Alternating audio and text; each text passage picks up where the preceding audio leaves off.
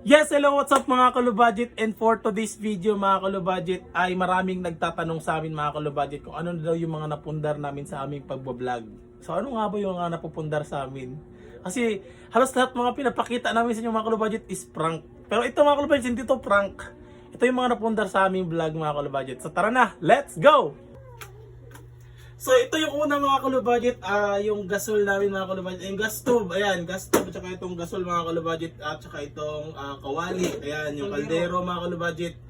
Ayan yung una mga kalubudget, so ito yung pangalawa, let's go! Pangalawa mga kalubudget, itong aming wifi, ayan, nagpakabit talaga kami ng wifi mga kalubudget para meron tayong daily uploads. Ayan mga kalubudget, napakalaking tulong talaga yung aming pag-vlog mga kalubudget. At itong lagayan ng sapatos. Lagayan ng sapatos makabudget. Oh, pero wala pang sapatos. Next time, update namin.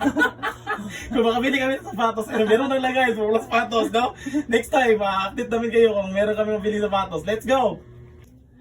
At itong pang-apat mga kalubudget, ayun, kitang-kita nyo naman mga kalubudget, ang ating cabinet mga kalubudget. Ayun yung cabinet mga kalubudget, na nabili namin mga kalubudget, na napundar namin sa pagbablog mga kalubudget. Ayan, nandito yung mga stock namin mga kalubudget sa aming mga beauty product mga kalubudget. Nandito yung rejuvenating bleaching soap, ayan, yung bikini and underarms perfume at saka yung sunscreen mga kalubudget. Pati na rin yung mga collection ko mga kalubudget, nandito rin mga kalubudget. Ayan, mahilig kasi ako mag-collection ng mga joker, mga clown, ng mga toys mga kalubudget, figure toys ng clown na yan.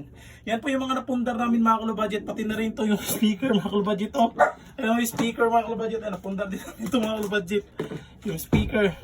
Ayan. Yan, sa lahat po ng mga nagtatanong mga kalubudget, talagang unti-unti lang mga kalubudget ba na nakakabili din kami ng mga gamit mga kalubudget sa pagbablog. Malaking tulong din talaga yung pagbablog mga kalubudget. Extra income talaga mga kalubudget. Ayan lang mga kalubudget.